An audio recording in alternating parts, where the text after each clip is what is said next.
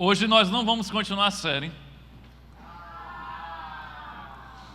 mas não deixa de continuar o assunto, tá? Eu não sei se teve gente que não veio para o culto hoje com medo de ter uma invasão de novo.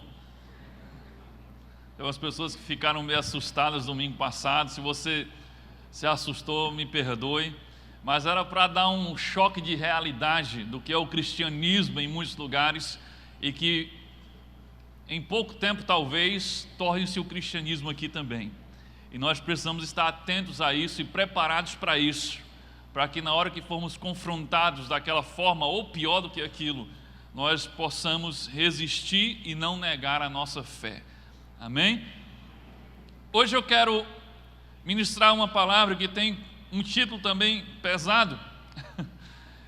E o título é Crente Ateu. E a imagem também é muito pesada, mas não sou eu que estou inventando essa ideia aí. Essa imagem ela é baseada na passagem de Mateus 25, em que Jesus diz que existem bodes no meio das ovelhas. Então é o tema da reflexão de hoje, crente ateu. Na verdade, essa reflexão ela é uma espécie de releitura de uma mensagem que eu preguei em 2013 na série Cristão Ateu, mas não é exatamente aquela mensagem, mas parte dali, e Deus traz algumas coisas novas acrescentadas aqui nessa reflexão. Eu tenho certeza que vai falar com você assim como falou comigo. Então o tema da mensagem de hoje é crente ateu, e vamos começar com Tito capítulo 1, versículo 16. Tito capítulo 1, versículo 16, na versão da Nova Tradução na linguagem de hoje, diz assim: eles dizem que conhecem a Deus, mas o que eles fazem mostra que isso não é verdade. Estão cheios de ódio, são rebeldes e não são capazes de fazer nenhuma coisa boa. Você pode fechar seus olhos agora, você pode orar comigo. Peça a Deus misericórdia sobre mim, peça a Deus misericórdia sobre você. Peça ao Espírito Santo que ministre a sua vida nesta noite. Fale com Deus nesse instante. Deus amado, em nome de Jesus, eu quero pedir, Deus, misericórdia sobre mim. Deus, eu sei o tamanho da responsabilidade de estar aqui para ser instrumento Teu, Deus, para falar a Tua palavra. Eu sei também, Deus, que eu não mereço estar aqui. Tu me conheces, Tu sondas o meu coração, Tu sabes das minhas imperfeições, dos meus pecados, das minhas falhas. Mas Deus, apesar de mim, apesar de quem eu sou, apesar do que eu faço, Deus, tem misericórdia e fala com esse povo que está aqui. Deus, em nome de Jesus, que o Teu Espírito Santo seja, Deus, o nosso professor. Fala conosco, Deus, da forma que o Senhor bem entender. Fala o nosso coração, toca-nos, Deus, quebranta o nosso coração nessa noite. Ó Espírito Santo, nós damos toda a liberdade para que o Senhor fale conosco. E em nome de Jesus Cristo, nós repreendemos toda a ação do inimigo neste lugar para tentar roubar as sementes que o Senhor vai semear nesta noite. Nós repreendemos toda ação, todo intento e toda armadilha, e que nós consagramos esse tempo ao Senhor e dedicamos ele a Ti, em nome de Jesus. Amém. Então esse texto ele é bem forte. Tito 1,16.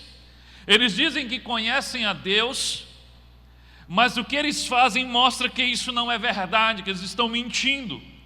E o que é que eles fazem que prova que eles não conhecem a Deus?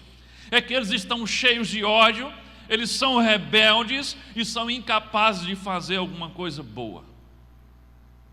Em outras versões diz, não estão aptos para fazer toda a boa obra. Então, quando o assunto é fé em Deus, eu estou classificando aqui as pessoas em 4 grupos. E nós vamos falar sobre esses 4 grupos e mais algumas coisas nesta noite. Quando o assunto é fé em Deus, as pessoas se dividem em 4 grupos. Quais seriam esses 4 grupos? São os ateus. Você vai ver que tem um outro grupo que são os ateus crentes. Você vai entender na mensagem de hoje. Então, ateu e ateu crente. Tem o crente ateu e o crente verdadeiro. Parece uma confusão, né? Mas você vai entender isso essa noite. E aí eu quero voltar ao conselho de Paulo, porque nós vamos continuar obedecendo o conselho de Paulo em 2 Coríntios 13, 5. Nós vimos esse conselho durante toda a série do Evangelho Verdadeiro e nós vamos continuar seguindo esse conselho. 2 Coríntios 13, 5. Examine-se para ver se vocês estão na fé. Provem-se a si mesmos.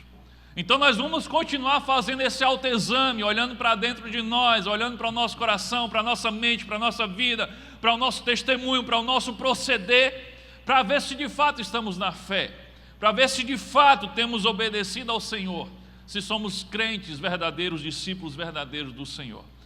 Então, quando o assunto é fé, existem essas 4 categorias, e nós vamos ver cada uma delas agora. Você pode pegar o seu esboço, pode pegar a caneta e você já pode preencher. A primeira categoria de pessoas, quando o assunto é fé, são os ateus. Complete aí, ateu.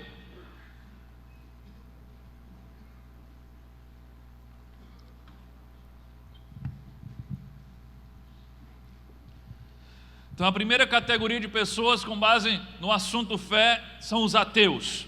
Quem são os ateus? Ateu é todo aquele que afirma não crê na existência de Deus. Ele não crê no Criador. E se ele não crê na existência de Deus como Criador, você imagine se ele crê num Deus pessoal, num Deus que se importa, num Deus que se relaciona. Claro que ele também não crê nesse Deus pessoal que nós cremos, que se relaciona e que se importa conosco. Para um ateu, o mundo surgiu a partir de uma explosão cósmica que muitos chamam de Big Bang. E a partir dessa explosão cósmica acidental, então toda a vida no planeta foi acontecendo e surgindo de forma acidental durante bilhões e bilhões e bilhões de anos, até chegar às formas de vidas extraordinárias que nós temos hoje no nosso planeta. Desde a natureza até o ser humano, que é a obra mais fantástica da criação. O ser humano com o seu cérebro, com sua inteligência, com o seu desenvolvimento, sua capacidade. Então o ateu, ele consegue a proeza de acreditar que tudo isso é obra do acaso, que não existe um Deus criador, uma mente poderosa e pensante que planejou toda a criação. Ele consegue crer que tudo isso é um acaso. Para o ateu não existe céu, nem existe inferno. Para o ateu, a morte física é o fim de todos os homens. Para eles não existe vida após a morte. Uma vez eu conversando com uma senhora ateísta que não acreditava na existência de Deus, e nós fomos conversando durante um bom tempo. Ela já é uma senhora, acredito que mais de 70 anos, mas muito esclarecida, uma escritora, não vou dizer o nome, mas ela declaradamente é ateísta. E eu via conversando com ela, e aí eu perguntei, ela me fez um monte de perguntas a respeito da fé, da religião, essas coisas, e aí eu me senti na liberdade de fazer uma pergunta a ela. E aí eu perguntei a ela, me diga uma coisa, como é que uma pessoa que não acredita na existência de Deus e não acredita na existência do céu e inferno, como é que alguém que não acredita nessas coisas, como é que encara a questão da morte? E me surpreendeu, porque eu pensava que ela vinha com uma explicação filosófica muito elaborada, e a única coisa que ela disse para mim foi: pastor, é um tormento, é terrível a questão da morte para quem não crê em Deus, porque é o nosso fim, é o fim, não existe mais esperança. Ela diz: a única esperança que temos de ter vida após a morte, na verdade, é apenas permanecermos vivos na memória das pessoas que nos amam, apenas como uma lembrança na memória das pessoas que nos amam, mas isso em poucas gerações se acabará. E ela disse: eu queria tanto ter a fé que você tem, acreditar no que você acredita, mas eu não consigo. E pensar na morte é um verdadeiro tormento. É exatamente isso. O ateu, ele acha que a morte é o fim de todos os homens. Não há esperança, não há céu, não há inferno, não há vida após a morte. Não há vida após a morte, também não há Deus, nem há leis, nem há mandamentos de Deus aos quais devem ser obedecidos. Para o ateu, a fé é coisa para gente fraca. A fé é para aqueles que não têm força de encarar a realidade, a dura realidade da vida. Para os ateus, a fé em Deus, ou o próprio conceito da existência de Deus, segundo eles, é uma muleta que os fracos usam para se apoiarem, para não caírem diante das tragédias e das dificuldades da vida. O problema é que quando você tira Deus da questão, o problema é quando você diz que Deus não existe um ser criador pensante, tudo perde o valor. Tudo automaticamente perde o sentido, perde o propósito, perde o valor. Que valor você tem se Deus não existe? Porque se Deus não existe, você não passa de um acidente cósmico. Se Deus não existe, você é obra do acaso, mero acaso, acidente. Então não há sentido na sua vida, não há propósito algum na sua existência, não há razão de ser de você existir. Logo você perde o valor, perde o propósito e perde o sentido. O ateu, quando muito encontra motivação para viver, ele encontra motivação em buscar o sucesso. Mas e se o sucesso não chega, então não vale a pena viver. E é por isso que muitos tiram a sua própria vida.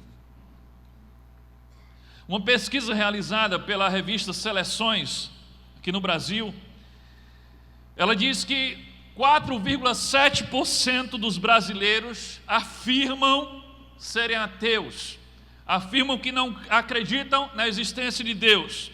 Isso equivale a 8.900.000 pessoas. Você acha muita gente, mas é a minoria, 4,7% dos brasileiros que afirmam não acreditar na existência de Deus. Agora veja o que a Bíblia fala a respeito daqueles que não acreditam na existência de Deus. Romanos capítulo 1, versículo 20 ao versículo 22. Olha o que Paulo diz aí. Pois desde a criação do mundo, os atributos invisíveis de Deus, seu eterno poder, sua natureza divina, têm sido vistos claramente, sendo compreendidos por meio das coisas criadas, de forma que tais homens são indesculpáveis, porque tendo conhecido a Deus, não o glorificaram como Deus, nem lhe renderam graças, mas os seus pensamentos tornaram-se fúteis, e os seus corações insensatos se obscureceram, dizendo-se sábios, tornaram-se loucos. Olha o que Paulo está dizendo aqui. Paulo está dizendo que através da criação de Deus está clara a manifestação de quem Deus é e dos seus atributos invisíveis. Paulo está dizendo que o simples fato de contemplar a criação de Deus que está à nossa volta e em você, isso já é prova suficiente de que Deus existe. Isso é a revelação dos atributos invisíveis de Deus. E ele diz, mas mesmo conhecendo Deus através da sua criação, muitos insistem em não glorificá-lo como Deus, em negá-lo a sua existência. E aí o que é que ele diz? Eles se dizem sábios, mas tiveram o entendimento obscurecidos e tornaram-se loucos. O que é que os ateus pensam? Eles pensam que são sábios. Os ateus, eles pensam que são intelectualmente superiores às pessoas que têm fé. Não é isso que eles dizem? Que fé é uma muleta que os fracos usam para suportar as dificuldades da vida. Eles se sentem um povo superior, mais inteligentes, mais elevados, mais maduros. Mas o que a Bíblia diz é que, na verdade, eles são loucos, porque diante de uma prova tão clara da existência de um Criador, eles insistem em não glorificar a Ele e não dar glórias a Ele. Então tiveram um entendimento obscurecido e se tornaram loucos. Essa é a primeira categoria de pessoas, são os ateus, aqueles que não acreditam na existência de Deus. Quando o assunto é fé, existe uma segunda categoria de pessoas, você pode completar aí, que é o que eu chamo aqui de ateu crente.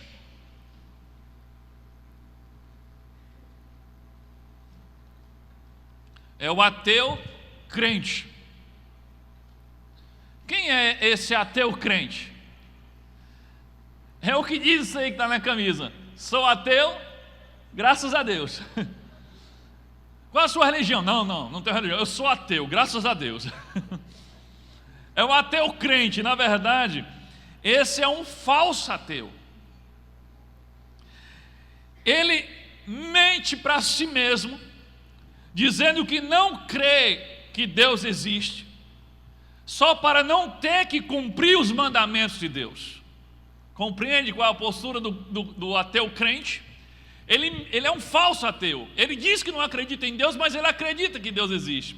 Mas ele mente para si e mente para os outros, mas principalmente para si, dizendo que não existe Deus, porque na verdade ele não quer cumprir os mandamentos de Deus.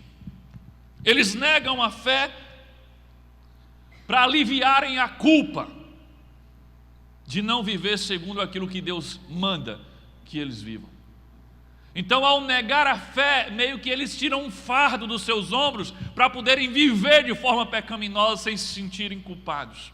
Então, a negação da fé na existência de Deus é uma válvula de escape para escapar da culpa por não viver para agradar a esse Deus. É aquela pessoa que, quando você pergunta qual a religião dela, ela diz que é ateu, mas ela diz graças a Deus. Em 2013 eu compartilhei uma experiência muito interessante, e me perdoe se você estava naquele dia e vai escutar de novo a história, mas foi muito interessante. Naquele mesmo ano, eu fui a um congresso em São Paulo, e quando vinha voltando do congresso, aconteceu algo muito interessante. Eu viajava só, e aí eu sentei numa poltrona do avião. Depois sentou um rapaz na poltrona do meio, eu sentei na poltrona próxima à janela. Depois sentou um rapaz, um jovem, na poltrona do meio. E depois sentou uma senhora na poltrona no corredor. E aí começou a puxar a conversa, a senhora começou a puxar a conversa, e aí a gente foi descobrindo quem eram. Eu não gosto de me identificar logo como pastor, eu digo que sou crente, quando alguém pergunta a questão de religião. Mas eu findei que eu tive que me identificar. A senhora era uma beata da igreja católica, daquelas ferrenha, atuante mesmo ali, daquelas de evangelizar mesmo. Eu era o pastor. E o jovem? O jovem se dizia ateu. Mas é uma coisa incrível, sentarmos juntos, a beata, o ateu e o pastor. Foi de Deus esse negócio. Quando a beata identificou que o jovem se dizia ateu, ela começou a querer evangelizar o jovem, e eu me juntei com ela também. E lá vai a gente falando de Deus, e ele com esse discurso, não, porque a fé é uma muleta que os fracos usam, não sei o quê. E ele com esse discurso de superioridade, de ateu, uma mente mais elevada, alguém que está num plano superior, que já transcendeu essa realidade comum que as pessoas vivem, essa conversa toda. E aí conversa vai, conversa, 3 horas e tanto de conversa. Chegou a hora de pousar aqui em Natal. Na verdade em Parnamirim, né, que eu ainda era aqui. E aí, na hora que o avião começou a se preparar para o pouso, deu uma pequena turbulência, deu uma balançada. E aí a beata começou logo a rezar, Maria, não sei o que, não sei o que, não sei o que, não sei o que. Aí, e eu, na minha. Eu não tenho medo, porque eu entendo assim, se Deus fizer esse avião cair e eu morrer, é porque está no plano dele, então não estou aperreado com isso, então fiquei tranquilo. E aí o ateu diz assim, pastor, você não vai orar não? Aí eu disse, como?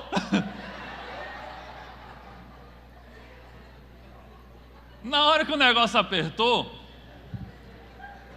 ele, queria que eu orasse. Aí eu pergunto, aquele jovem era ateu de verdade? Não.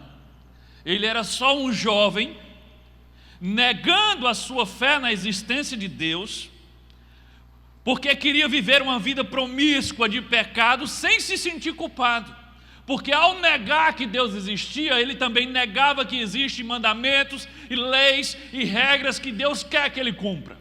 Então, se não existe Deus, não existe regras, não existe mandamentos. Então eu posso viver do jeito que eu quiser e pecar à vontade e não tenho culpa.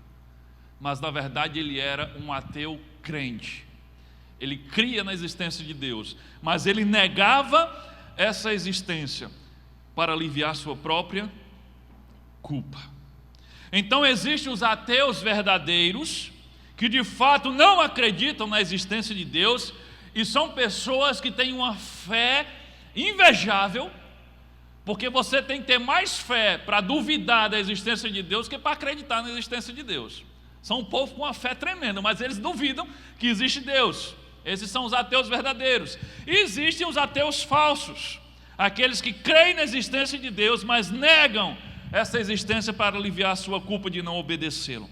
Agora, no final das contas, os dois são farinha do mesmo saco. Por quê? Porque o que importa não é se você crê ou não crê que Deus existe. O que importa é se você conhece a Deus, se relaciona com Ele e o obedece de verdade. Então, tanto faz ser um ateu verdadeiro como ser um ateu falso. Um ateu como um ateu crente. No final das contas, o final vai ser o mesmo.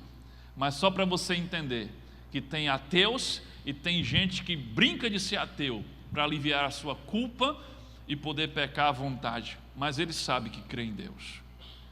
Terceira categoria de pessoa, quando o assunto é a fé, é o crente ateu. Complete aí. Está começando a complicar, né?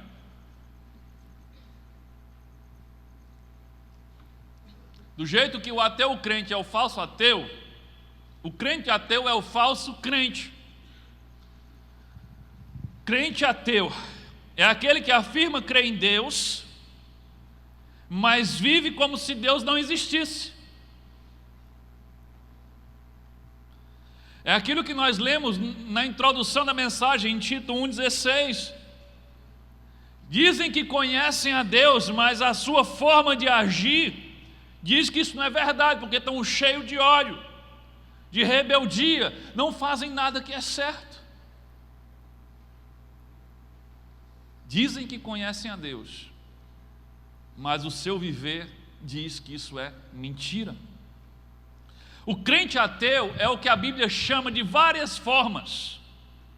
A Bíblia chama ele de joio no meio do trigo, de morno no meio dos quentes, de galho infrutífero no meio dos galhos frutíferos da videira, de sal insípedo, o sal que perde o sabor, de bode no meio das ovelhas, de casa edificada sobre a areia, próxima à casa que é edificada sobre a rocha.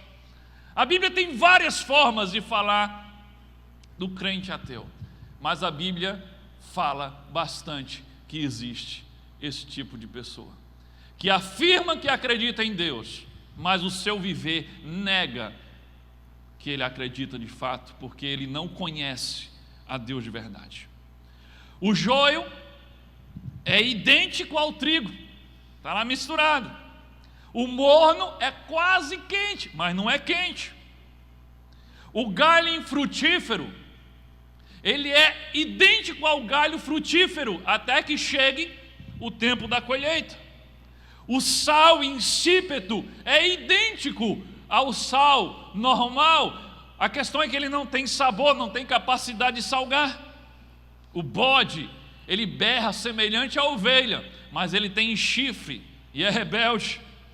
Não aceita correção, não ouve a voz do seu pastor.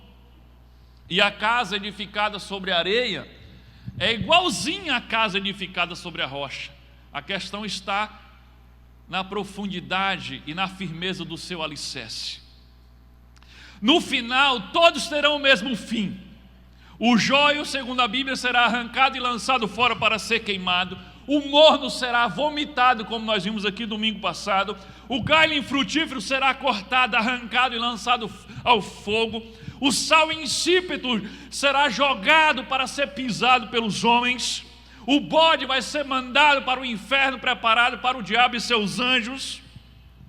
E a casa edificada sobre a areia, quando vier a chuva e bater os ventos, ela será destruída, cairá por terra. Todos terão o mesmo fim.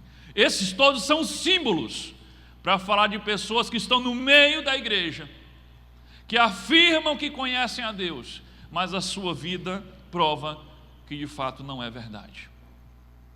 Um dia eu estava ouvindo a CBN, eu também compartilhei isso aqui há um tempo atrás.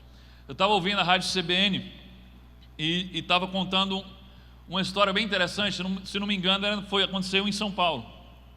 Agora não tenho certeza, mas eu estava ouvindo a rádio e estavam contando essa história, que diz que existia um bordel próximo à igreja evangélica. E os irmãos da igreja estavam muito incomodados com a presença daquele bordel ali próximo à igreja. E aí o pastor reuniu os irmãos e disse: irmãos, vamos fazer uma campanha de oração para fechar esse bordel. E aí os irmãos começaram uma vigília de oração e uma campanha de oração para fechar o bordel. Depois de 2 semanas, deu um curto-circuito no bordel, pegou fogo e destruiu tudo. A dona do bordel ficou sabendo que o pastor e os irmãos estavam fazendo uma campanha de oração para fechar o bordel. O que é que ela fez? Ela abriu um processo contra o pastor e contra a igreja, dizendo que a igreja e o pastor eram responsáveis pelo incêndio e que eles deveriam cobrir os prejuízos. E aí, quando chegou no dia lá da audiência, diante do juiz, o pastor começou a dizer que não, que ele e que a igreja e que as orações deles não tinham nada a ver com o que tinha acontecido no bordel, que não foi por causa das orações dele. E a dona do bordel insistia em dizer: foi por causa da oração deles que o bordel pegou fogo.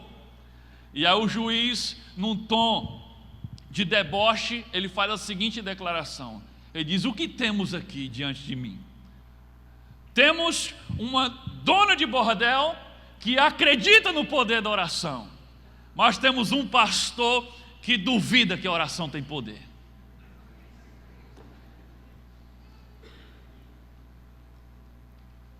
A dona do bordel acreditava no poder da oração, mas não praticava. O pastor praticava oração, mas não acreditava.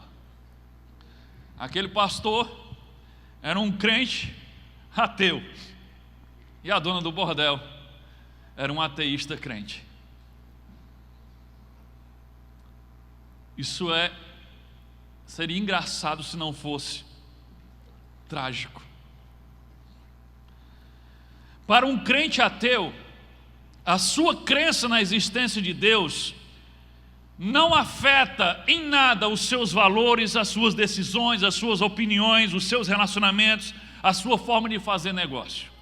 Ele crê em Deus, ele diz que conhece a Deus, ele diz que segue a Deus, ele faz parte de uma igreja, mas não altera em nada os seus valores, suas decisões, suas opiniões, seus relacionamentos, sua forma de fazer negócio.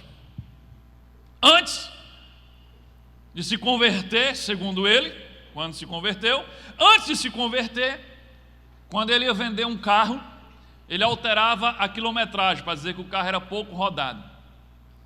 Depois que se converteu, ele continua alterando a quilometragem do carro, só que agora ele ora para o cliente não descobrir.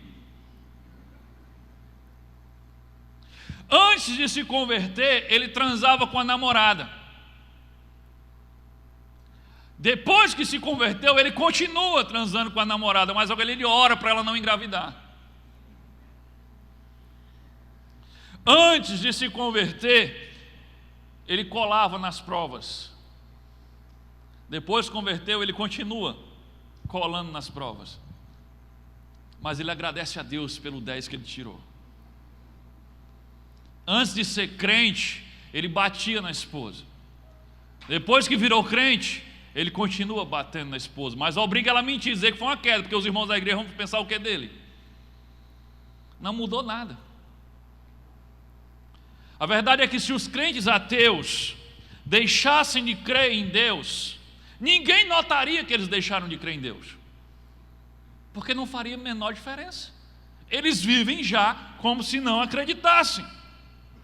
Os crentes ateus, eles estão muito preocupados com o exterior, e aí eles desprezam as coisas mais importantes. Eles estão preocupados com o brinco, se tem brinco ou não tem brinco, se usa bermuda ou não usa bermuda, o tamanho do cabelo, o corte do cabelo, a cor do cabelo, o ritmo da música, o instrumento que usa, a quantidade de luz. Estão preocupados com essas coisas.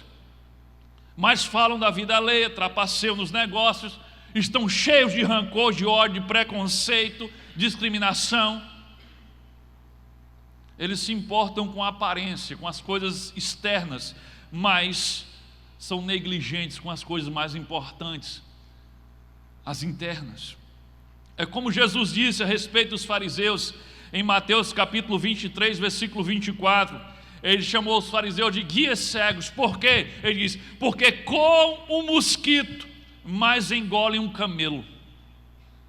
Os fariseus eram esse tipo de gente, crentes ateus, religiosos, que se importavam e encrencavam com coisas pequenas, com aparências.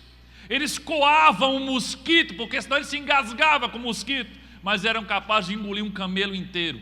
Ou seja, eles se importavam com as coisas pequenas e superficiais, mas negligenciavam as coisas mais importantes, mais profundas, que era a transformação do caráter. Crentes ateus são como pessoas que sabem muito a respeito do que Deus quer. Eles dão uma surra de Bíblia em qualquer um, mas continuam agindo e vivendo de acordo com as suas próprias regras e não com as regras de Deus. Crentes ateus são pessoas que já aprenderam teoricamente que Deus é o provedor, que devem descansar no Senhor, que não devem andar ansiosos por coisa alguma, com que a vez de comer, de beber ou de vestir, porque o Senhor irá sustentar. Eles sabem de tudo isso, mas eles não conseguem descansar no Senhor, porque eles não conseguem parar de confiar em si mesmos, na sua força, no seu dinheiro, no seu braço. E é por isso que vivem acordados de noite, preocupados com as contas e com o que vão comer amanhã. A sua fé não alterou nada na vida deles. Crentes ateus são pessoas do tipo que acreditam em Jesus, mas não acreditam no que ele diz sobre a necessidade de fazer parte da sua igreja. E é por isso que eles desprezam o ato de congregar, de fazer parte do corpo, de vir a uma reunião como essa, de estar num pequeno grupo. Acha que isso é besteira. Ele diz que crê em Jesus, mas ele despreza o ensino de Jesus a respeito da necessidade de fazer parte do corpo. Então ele despreza a igreja. Crentes ateus são pessoas que acreditam que existe céu, acreditam que existe inferno, mas ele não compartilha sua fé com ninguém. O que adianta você crer que existe inferno se você não está nem aí, se as pessoas estão indo para lá? Crente ateu são pessoas que um dia tiveram uma experiência com Deus no seu passado, experimentaram a graça e o amor de Deus, mas isso foi há muito, muito tempo atrás. Depois permitiram que o seu relacionamento com Deus se tornasse apenas numa religiosidade vazia e opressora. Nem lembram mais direito como era um verdadeiro relacionamento com Deus. É provável que o seu distanciamento das coisas espirituais não tenha acontecido da noite para o dia. Pode ter sido como um pneu com um furo bem pequeno, que vai esvaziando devagarzinho, devagarzinho, e quando você vê, ele está completamente vazio. O seu vigor espiritual foi indo embora, sem fazer alarde. Você achava que estava tudo bem, e aí de repente, quando você se dá conta, você está agindo como um crente ateu. No lugar de um dedicado seguidor de Jesus, você talvez se tornou apenas um admirador de Jesus, mas não um seguidor de Jesus. Essa é a terceira categoria de pessoas, são os crentes ateus. Afirmam que conhecem a Deus, mas o seu viver nega, diz que eles estão mentindo para si e mentindo para os outros. E quando o assunto é fé, qual é a quarta categoria? É o crente verdadeiro. Então existe o crente ateu, mas também existe o crente verdadeiro. Crente verdadeiro é aquele que acredita na existência de Deus, acredita que tudo que existe teve sua origem em Deus e encontra em Deus o seu propósito. Como diz em Colossenses capítulo 1, versículo 16: pois todas as coisas, absolutamente tudo, nos céus e na terra, visíveis e invisíveis, tudo começa com Ele e encontra nele o seu propósito. Tudo começou em Deus e tudo encontra o seu propósito em Deus. O crente verdadeiro crê nisso, que Deus é o centro de todas as coisas. O crente verdadeiro é aquele cuja essa fé influencia diretamente o seu pensar, o seu falar, o seu agir e o seu reagir. A sua vida no dia a dia é determinada pela sua fé.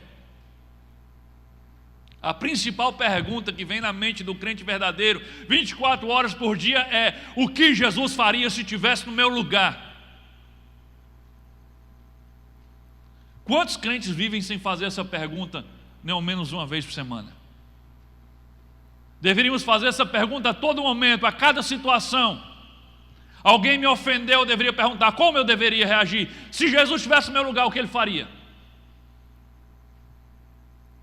Alguém me faz um convite, eu deveria dizer: o que Jesus faria se estivesse no meu lugar? Essa tem que ser a pergunta que tem que estar martelando na sua cabeça dia e noite. O que Jesus faria se estivesse no meu lugar? Às vezes quando eu pergunto isso para algumas pessoas, assim: ah, mas eu não sou Jesus? Eu digo: tá bonito para alguém que é discípulo. Discípulo quer dizer imitador. Eu sei que você não é Jesus, mas você deveria se esforçar ao máximo para parecer com Ele, para agir como Ele, para falar como Ele. Então a pergunta que não pode sair da nossa cabeça é: o que Jesus faria se estivesse no meu lugar? Crente verdadeiro é aquele que vive para agradar a Deus e para imitar a Jesus. Não é só uma fé teórica, não, é uma fé prática. Vivo para agradar a Deus, vivo para imitar Jesus. O que Jesus faria se estivesse no meu lugar agora?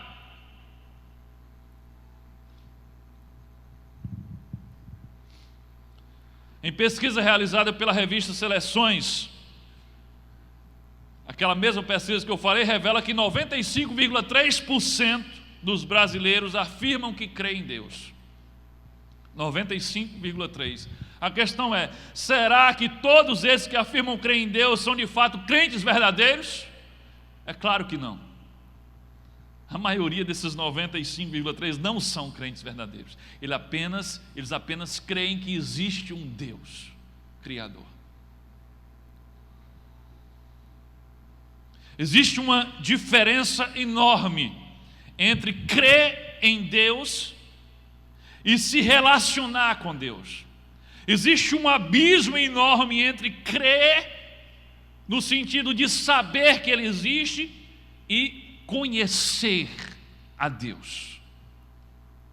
A fé salvadora não é a fé de saber que Deus existe, é a fé de conhecer a Deus, de relacionar-se com Deus, de estar comprometido com Deus, de obedecer a Deus. Se crer em Deus apenas fosse suficiente para salvar, os demônios estavam todos salvos. Olha o que diz Tiago capítulo 2, versículo 19. Tiago 2,19 diz assim: você crê que existe um só Deus? Muito bem, até mesmo os demônios creem e tremem. Olha o que Tiago está dizendo aqui: você crê que Deus existe? Em outras palavras, ele está dizendo: você não faz mais do que a sua obrigação. Grande coisa! você crê que Deus existe. É isso que ele está dizendo. Os demônios creem que Deus existe e tremem só de pensar nisso. Os demônios são mais crentes do que vocês, do que eu. Porque eu não estou vendo ninguém aqui se tremer só pelo fato de lembrar que Deus existe. Diz que os demônios tremem diante da realidade da existência de Deus. No entanto, estão todos condenados. Lembra? Apartai-vos de mim, malditos, para o inferno preparado para quem? Para o diabo e os seus anjos. Estão todos condenados. A Bíblia diz que não há salvação, não há perdão para eles. Mas eles creem e tremem. Mas é uma fé de apenas saber que Ele existe. Não é uma fé de obedecer, de estar comprometido, de se relacionar. Então essa não é a fé salvadora, de nada adianta. Crer na existência de Deus é apenas o primeiro passo, mas não pode ser o único nem o último passo. Fé sem obediência, sem comprometimento, é uma fé morta. Tiago já fala sobre isso. Fé sem obras é morta. Fé sem prática é morta. Ela não leva você a lugar nenhum, a não ser para o inferno. O crente verdadeiro sabe que não pode conhecer a Deus sem estar comprometido com Deus e com a obediência à sua palavra. Você não pode conhecer a Deus se você não estiver comprometido em conhecer a Deus e obedecer a Deus. 1 João 2, versículo 3 e 4 diz assim: sabemos que o conhecemos se obedecemos os seus mandamentos. Aquele que diz, eu conheço, mas não obedece os seus mandamentos, é mentiroso, e a verdade não está nele. Olha que coisa séria aqui. Sabemos que conhecemos a Deus se o quê? Se eu venho para o culto todo domingo? Sabemos se conhecemos a Deus se o quê? Se eu vou ao PGM uma vez por semana? Sabemos se conhecemos a Deus o quê? Se eu ando com a Bíblia debaixo do braço? Não. Sabemos se conhecemos a Deus se o obedecemos. E aquele que diz eu conheço, mas não obedece aos seus mandamentos, às suas leis, à sua palavra, é um mentiroso. Não conhece. Se você não obedece, você não conhece a Deus. Na linguagem bíblica, conhecer é muito mais do que saber quem é. Para nós, você conhece fulano? Ah, conheço. É o quê? Porque você já ouviu falar, você já conversou uma vez com ele, viu ele passando. Ah, eu sei quem é. Conhecer não é isso. Conhecer na linguagem bíblica é algo muito mais profundo que isso. É muito mais profundo que um conhecimento intelectual de saber quem é, o que ele disse. Não. Conhecer, segundo a Bíblia, é estar comprometido com a obediência. Conhecer a Deus, é o que o texto está dizendo em 1 João. Se você afirma que conhece a Deus, mas você não obedece a Deus, então você está mentindo. Porque conhecer está envolvido, comprometido, obedecendo. Olha o que diz Jeremias capítulo 2, versículo 8. Os sacerdotes não disseram, onde está o Senhor? E os que tratavam da lei, não me conhecem. Os pastores prevaricaram contra mim, os profetas profetizaram por Baal e andaram atrás de coisas de nenhum proveito. Olha o que o profeta está dizendo aqui. Os sacerdotes, aqueles que tratavam da lei, que estudavam a lei de Deus, que ensinavam a lei de Deus para o povo, não conheciam o Senhor. Eles conheciam a lei, eles ensinavam a lei, mas eles não obedeciam a lei.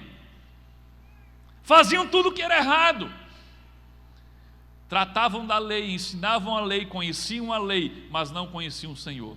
O que tem de crente que conhece esse livro, que dá uma surra de Bíblia, um bocado de gente, sabe um monte de texto decorado, mas não conhece a Deus, sabe por quê? Porque não obedece à lei que conhece. Conhecer na Bíblia tem a ver com estar conectado, comprometido, obedecendo. É por isso que Jesus diz que no julgamento final muitos dirão, Mateus 7, 22 e 23, o texto é bem conhecido aqui. Muitos naqueles dias hão de dizer-me, Senhor, Senhor, porventura, não temos nós profetizados em Teu nome não expelimos demônios, em Teu nome não fizemos muitos milagres? Então lhes direi explicitamente, nunca vos conheci. Apartai-vos de mim, os que praticais a iniquidade. Será que quando Jesus diz assim, olha, eu nunca conheci vocês, é porque Jesus nunca ouviu falar em você? É porque Jesus não sabia quem você era? É porque Jesus não sabia o seu nome? Claro que não. Ele é onisciente, Ele sabe todas as coisas. Quando Ele diz, eu nunca vos conheci, não há comprometimento, não há relacionamento, não há ligação entre mim e você. Não temos nada um com o outro. Não conheço você, mesmo sendo pessoas que usavam o nome de Deus, que faziam coisas em nome de Deus, e até pensavam que faziam coisas para Deus. Mas Jesus diz, nunca vos conheci, apartai-vos de mim para o fogo eterno. Para Deus não existe conhecimento sem comprometimento. Então, para ser crente verdadeiro, eu preciso mais do que crer que Deus existe. Eu preciso conhecer a Deus. Mas para conhecer a Deus, eu preciso me submeter a Ele, me comprometer com Ele, estar disposto a obedecê-lo, a respeitá-lo, a reverenciá-lo. É isso que diz agora no próximo ponto que você pode completar aí. Para conhecer a Deus, você precisa submeter-se a Ele. Complete aí. Você quer sair do conhecimento teórico que não adianta nada, e você quer de fato conhecer a Deus como de fato Ele quer que você o conheça, então a primeira coisa que você precisa fazer para conhecer a Deus é submeter-se a Ele. Olha o que aconteceu com Moisés. Êxodo capítulo 3, versículo 2 ao versículo 6. Isso é um momento em que Deus vai ao encontro de Moisés no deserto para chamá-lo, para enviá-lo até o Egito para libertar o povo. Olha o que acontece aqui. Ali o anjo do Senhor apareceu a ele numa chama de fogo no meio de um espinheiro. Moisés viu que o espinheiro estava em fogo, porém não se queimava. Em outras versões, a sarça ardia.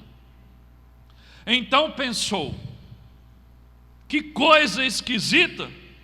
Por que será que o espinheiro não se queima? Vou chegar mais perto para ver. Quando o Senhor Deus viu que Moisés estava chegando mais perto para ver melhor, Ele o chamou do meio do espinheiro e disse, Moisés, Moisés. Estou aqui, respondeu Moisés. Disse Deus, pare aí e tire as sandálias, pois o lugar onde você está é um lugar sagrado. E Deus continuou, eu sou o Deus dos teus antepassados, o Deus de Abraão, o Deus de Isaque, o Deus de Jacó. Aí Moisés cobriu o rosto, porque ficou com medo de olhar para Deus. Olha o que aconteceu. Moisés está lá cuidando das ovelhas do seu sogro Jetro, e Deus aparece a Moisés de uma forma diferente, através de uma árvore, de um espinheiro, de uma sarça que começa a pegar fogo. Moisés olha para aquela árvore, aquele espinheiro, está em chamas, mas o fogo não consome a árvore. E aí ele diz, eu vou chegar perto, eu quero ver, eu quero curiar, que negócio é esse? E quando Deus vê que Moisés está se aproximando demais, Ele diz o quê? Pare aí! Tire as sandálias dos pés. Obviamente o texto dá a entender que o quê? Como há um prosseguimento, que Moisés obedece. E aí depois continua a conversa de Deus com ele. Tirar as sandálias dos pés é um sinal de submissão, de reverência, de temor, de respeito. Por que Deus diz, aqui é solo sagrado? Antes não era solo sagrado, porque Moisés estava por ali cuidando das ovelhas há muito tempo. O que é que tornou aquele solo ali próximo ao espinheiro sagrado? Porque Deus estava ali. Ali era a presença do Deus vivo. E ele diz: tire as suas sandálias, porque aqui é lugar sagrado. Então tirar as sandálias era uma atitude de submissão, de reverência, de temor, de respeito. Moisés queria conhecer o Deus que estava no espinheiro, mas Deus disse: pare aí mesmo onde você está. Se quiser chegar perto de mim, tire suas sandálias, porque o território aqui é santo. Depois que Moisés tira as sandálias, ou seja, se dobra diante de Deus, o reverencia, se submete, tem uma atitude de temor, aí sim Deus se revela a ele. E aí Deus disse: eu sou o Deus dos teus antepassados, o Deus de Abraão, de Isaque e de Jacó. Deus não se revela a Moisés antes de Moisés se submeter a Deus. Se você quer conhecer a Deus, você precisa antes lembrar que Deus é santo. E para entrar na presença de um Deus santo, você precisa tirar as suas sandálias, que significa render-se, submeter-se, reverenciá-lo, ter temor diante de Deus.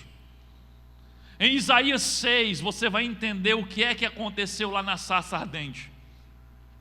Aquilo que Deus estava exigindo de Moisés é aquilo que os anjos, os serafins, fazem diante do trono dele.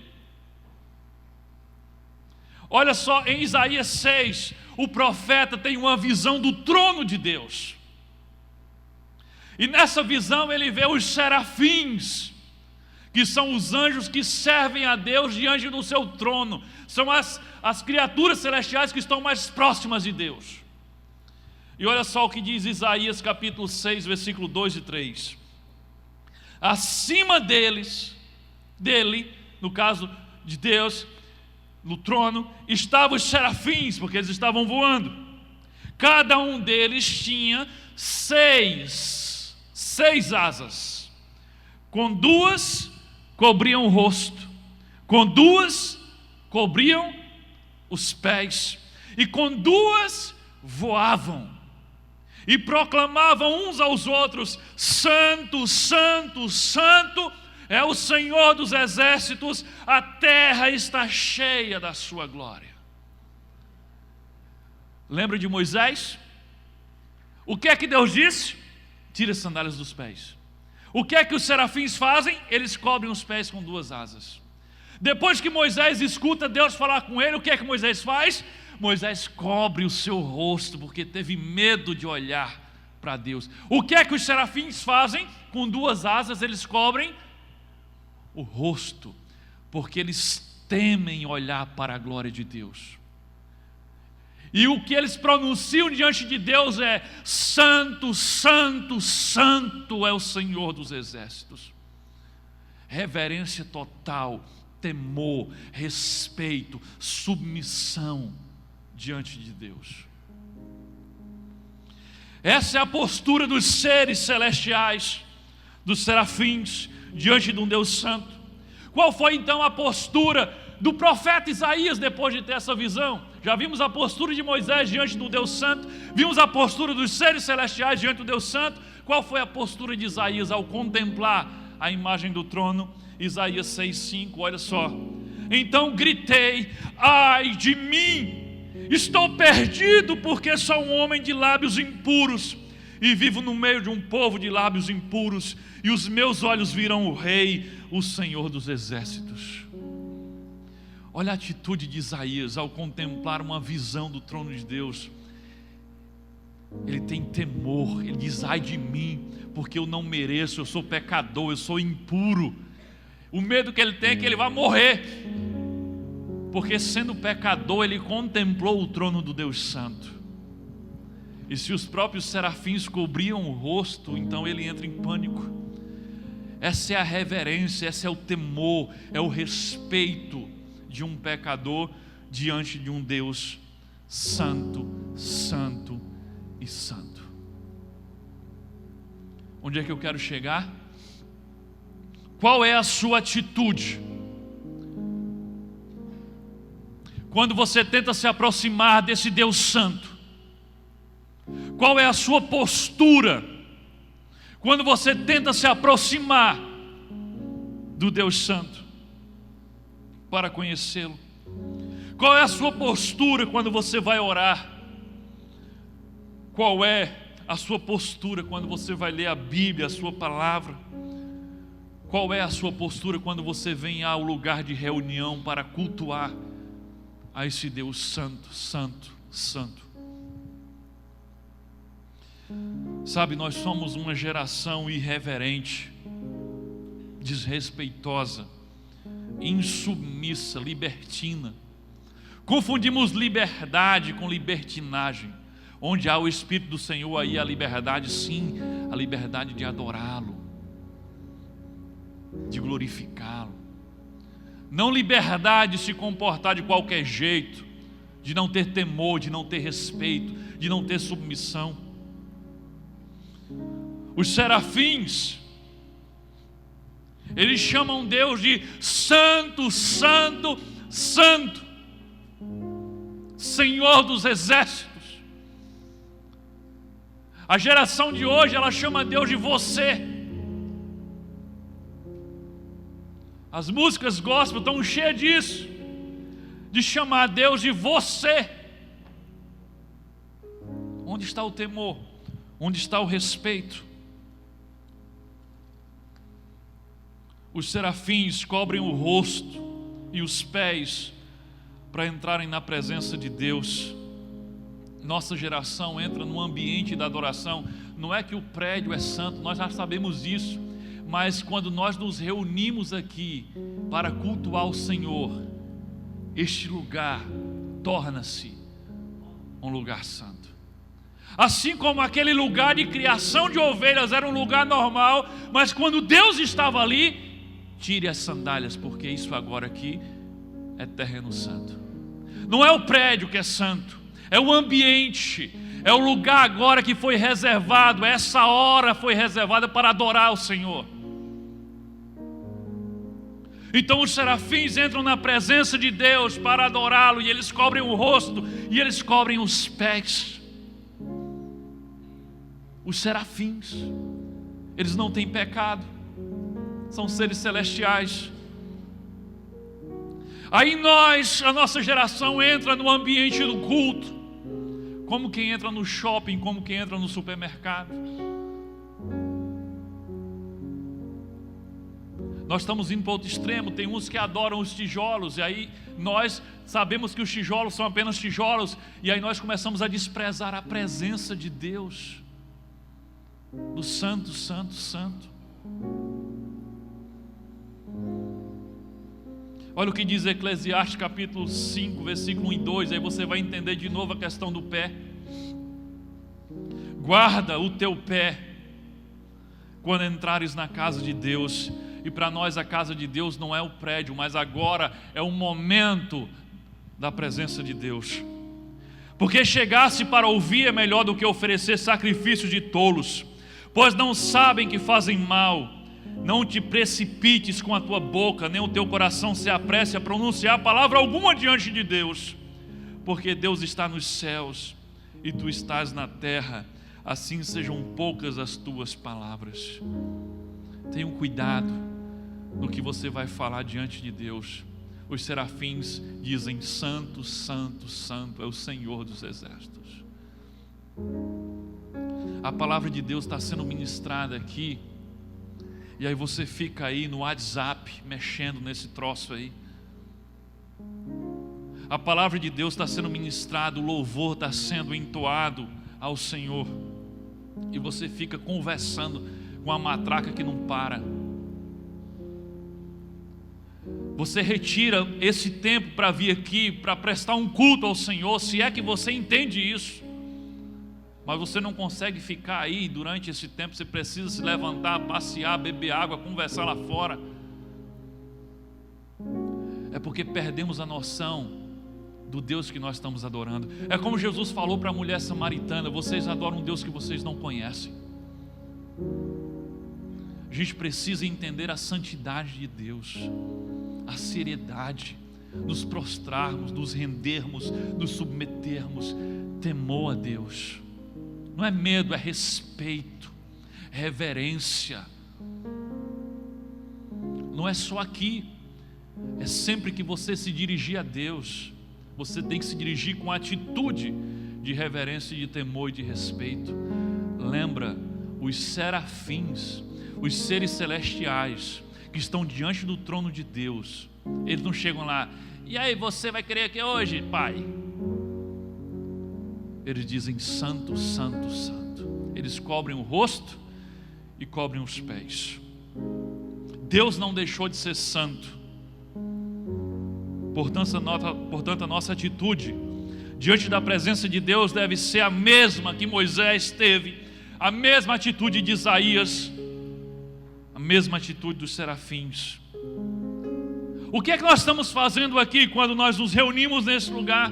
O que é que você faz em casa quando você vai orar ao Senhor? O que é que você está fazendo quando você vai ler a Bíblia? Sabe o que é que estamos fazendo na prática? Estamos entrando no lugar santo dos santos, a presença de Deus. Você sabe, né? Que no templo que Deus mandou construir, desde o tabernáculo, existia um lugar, uma sala especial chamada lugar santo dos santos. E o que era aquele lugar santo dos santos? Era um lugar que representava o quê? A presença de Deus. Você sabe que quando Jesus morreu na cruz, os evangelhos contam que de forma sobrenatural, quando Jesus morre na cruz, há um terremoto, a terra escurece, as rochas se fendam, e lá no templo, no santuário, o véu se rasga de cima a baixo. E o véu era o quê? Era a cortina que fechava o lugar santo dos santos. Mas quando Jesus morre, Deus abre o santo dos santos para todos. Porque antes só quem entrava lá era quem? O sumo sacerdote. Mas quando Jesus morre na cruz, Ele está abrindo o santo dos santos, a presença de Deus para todos nós, através de Jesus. Agora preste atenção uma coisa: antes de Deus abrir o santo dos santos para todos, Ele ensinou qual deveria ser a postura de alguém ao entrar no santo dos santos. E Ele ensinou isso através de quem? Dos sacerdotes. Quem ensinou isso foi o próprio Deus. Por que Ele criou o lugar santo dos santos? Ele estava ensinando algo ao seu povo, que na hora de entrar na sua presença, eles tinham que ter reverência, respeito e temor.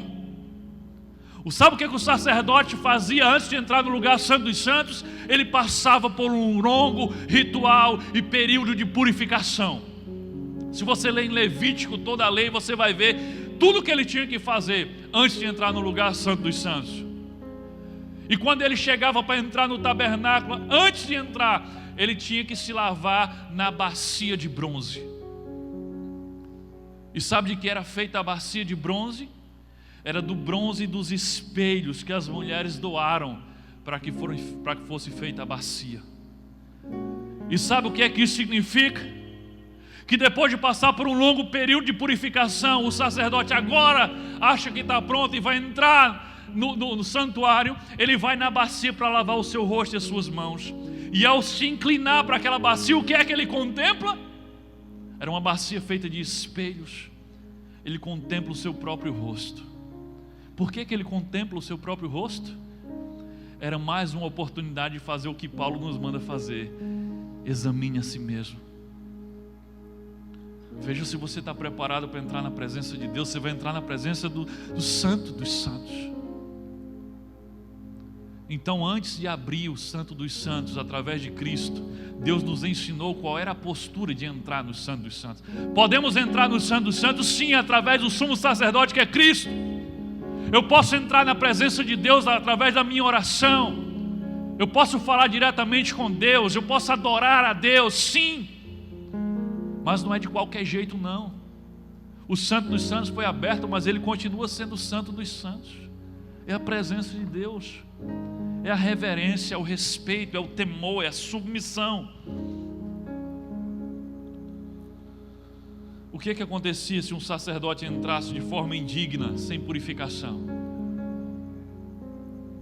Ele era consumido pelo fogo, instantaneamente morto, por desrespeitar a presença do Deus Santo.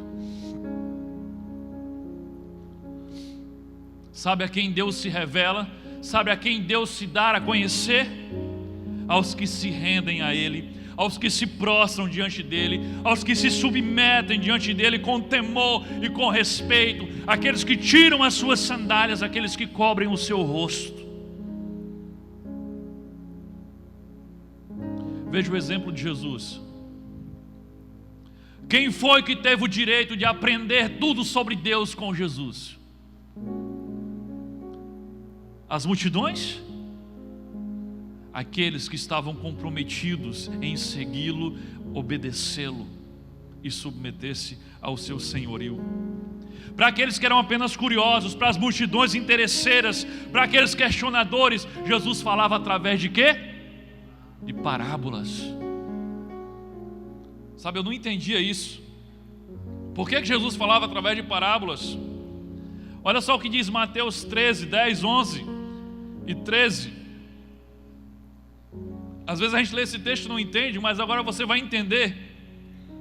Então se aproximaram os discípulos e lhe perguntaram: por que lhe falas por parábolas? Então, Jesus, por que tu está falando através dessas parábolas? Ao que respondeu: porque a vós outros é dado conhecer os mistérios do reino dos céus, mas àqueles não lhes é isso conhecido, porque isso lhes falo por parábolas. Jesus está dizendo: eu falo de propósito por parábolas, para que eles não entendam, porque vendo não veem, e ouvindo não ouvem, não entendem. E eu entrava em parafuso. Como é? Jesus está dizendo que ele contava por parábolas as verdades do reino, que era para que as pessoas ouvissem e não entendessem. Mas ele diz: a vocês eu dei a conhecer os mistérios do reino, mas a eles não. Quem eram vocês e quem eram eles? Vocês eram os discípulos comprometidos em seguir, submeter-se ao senhorio de Cristo. Quem eram eles? Os curiosos, os interesseiros, os críticos, os fariseus, os descomprometidos. Jesus não estava interessado em se revelar e revelar a Deus a quem não estava submisso a Ele, comprometido com Ele e com a obediência àquilo que Ele mandava. É por isso que aqueles que querem entender Deus para depois aceitá-lo vão continuar sem entender Deus, pois Deus não se revela a quem não se submete. Talvez você esteja como Moisés, querendo conhecer esse Deus que está no espinheiro. Aí Deus diz para você assim: pode parar. Pode parar aí. Quer me conhecer? Quer saber mais sobre mim? Então tire as sandálias dos pés, baixe a tua crista, prostre-se com o rosto em terra, submeta-se à minha vontade, esteja disposto a me obedecer. Porque foi isso que ele disse para Moisés. E depois que Moisés se rende a ele, ele diz: eu sou o Deus dos teus antepassados, o Deus de Abraão, de Isaac e de Jacó. E aí ele revela para Moisés todo o plano que ele tinha para a vida de Moisés e para a vida do seu povo. Mas antes, Moisés teve que tirar suas sandálias dos pés. Deus não vai se revelar a você até que você esteja completamente rendido, submisso, disposto a obedecê-lo. Complete no seu esboço. Acredite, Deus deseja que você o conheça.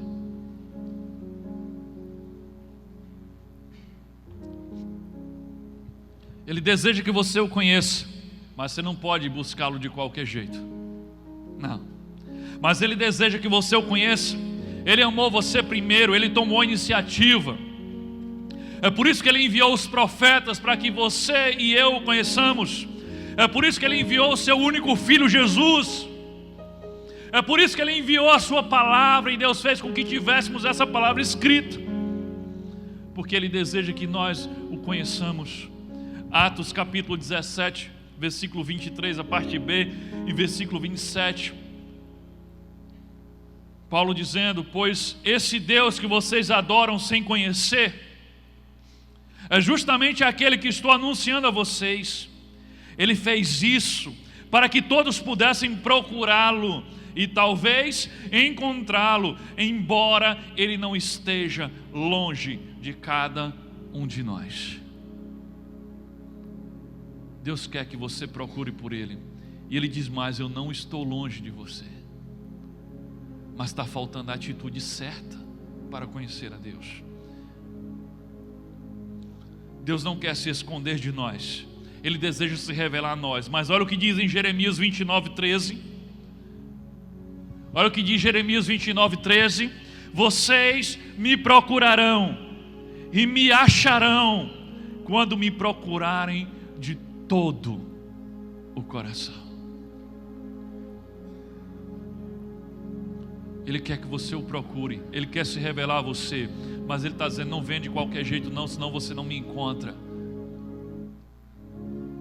O que Ele está dizendo é que vocês me procurarão e me acharão quando me procurarem de todo o coração. Se você está buscando a Deus com submissão, com temor, com reverência, de todo o teu coração, então você encontrará-lo com certeza. Mas se você é apenas um curioso, um interesseiro, um irreverente, alguém que chega diante dele sem respeito, sem temor, sem submissão, sem render-se a ele, sem desejo de obedecê-lo, você nunca o conhecerá.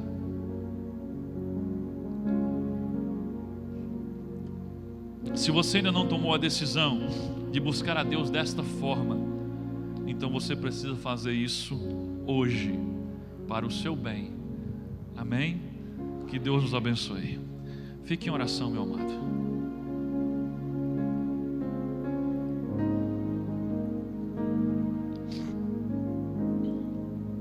Eu quero falar com você que está aqui hoje, que ainda não é discípulo de Jesus. Você que ainda não se submeteu ao senhorio de Cristo, você que ainda não convidou Jesus para ser o Senhor da sua vida, você que ainda não vive para agradar a Deus e para imitar Jesus. Você é crente porque você crê que Deus existe. Você sabe que Jesus existe. Mas essa crença, essa fé que você tem, ela não tem influenciado em nada a sua vida. Você vive de acordo com as suas regras e não de acordo com a vontade de Deus. Então você não é discípulo ainda. Mas Deus deseja que você o procure e que o encontre, se você buscá-lo de todo o teu coração. Ele atraiu você para esse lugar hoje porque Ele ama você. Ele queria que você escutasse isso. João 3,16 diz que Deus amou o mundo de tal maneira que Ele deu o seu único Filho, para que todo aquele que nele crê, e esse crer aqui é mais do que saber que Ele existe, é comprometer-se com Ele, para que todo aquele que nele crê não pereça, não morra, mas tenha vida eterna. Jesus contou a parábola do semeador, e na parábola do semeador Jesus deixa claro que existem dois tipos de pessoas: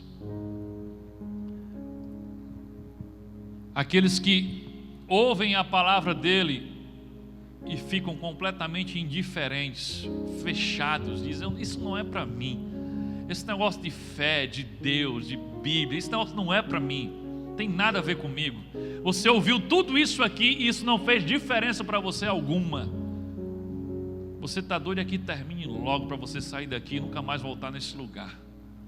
Jesus, na parábola do semeador, diz que essa atitude é a atitude de um solo endurecido, cuja semente do evangelho é lançada sobre ele, mas ela não penetra, ela fica na superfície. E aí Jesus diz que vem o pássaro, que é o diabo, e come aquela semente, e nada acontece na sua vida. De repente tem alguém aqui que tem essa atitude. Tudo que foi falado não faz a menor diferença, não tocou você, não faz sentido para você.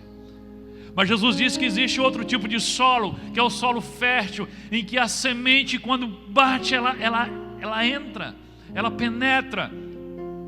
São pessoas que estão abertas para Deus. Quando elas ouvem a palavra de Deus, o seu coração queima. Quando elas escutam a ministração da palavra, elas têm sede de Deus, elas têm vontade de entregar a sua vida a Jesus, elas querem obedecer, elas querem se comprometer. E de repente você está aqui hoje, você é essa pessoa que Jesus falou. Você ainda não é discípulo, mas você ouviu a ministração e seu coração está ardendo. O Espírito Santo está convencendo você de que você precisa de Deus na sua vida. Você está ansioso por como é que eu faço para ter esse Jesus? Como é que eu faço para conhecer esse Deus Santo? Se isso está acontecendo com você, se teu coração está ardendo, se você está desejoso, é porque a semente penetrou no seu coração. O diabo não pode mais roubar essa semente de você, porque ela penetrou. Agora o que ele vai tentar fazer com você é impedir que essa semente cresça, se transforme numa planta e dê frutos. E na parábola do semeador, Jesus diz que o diabo vai lançar pedras e espinhos, perseguição, crítica, concorrência do mundo para desviar o teu foco. Nenhuma semente do Evangelho pode dar fruto em você se você não estiver conectado ao Senhor, que é Jesus, que é a videira. Então o que você precisa? Agora que você recebeu essa semente, você precisa entregar sua vida a Jesus, comprometer sua vida com Ele, se submeter ao senhorio dEle, e aí você irá conhecê-lo, porque você estará buscando de todo o coração. Então se você está aqui hoje, quer entregar sua vida a Jesus, quer se render diante do senhorio de Jesus, quer recebê-lo como teu Senhor, quer que essa semente que foi plantada cresça e dê frutos, então vou conduzir você numa oração em que você vai reconhecer que é pecador, porque o Espírito Santo já está te convencendo disso, e você vai convidar Jesus para entrar na sua vida como teu Senhor. Se você quer isso, quer ser discípulo de Jesus, quer se render a Ele agora, feche seus olhos onde você está. Faça essa oração comigo agora. Tem que ser de todo o teu coração. Se o Espírito Santo estiver realmente falando contigo, se teu coração estiver ardendo, então faça essa oração. Diga assim: Senhor Deus, em nome do Senhor Jesus Cristo, é que eu entro na tua presença agora, e eu me rendo a ti, com temor e com tremor. Eu reconheço que eu não sou ninguém diante da tua santidade. Eu reconheço que eu sou um pecador e que careço da tua misericórdia sobre mim. Me perdoa, Senhor, pelos meus pecados. Agora confesse a Deus os seus pecados, porque se o Espírito Santo está falando com você, Ele está revelando a você os teus pecados. Então confesse a Deus os teus pecados agora e peça perdão a Ele.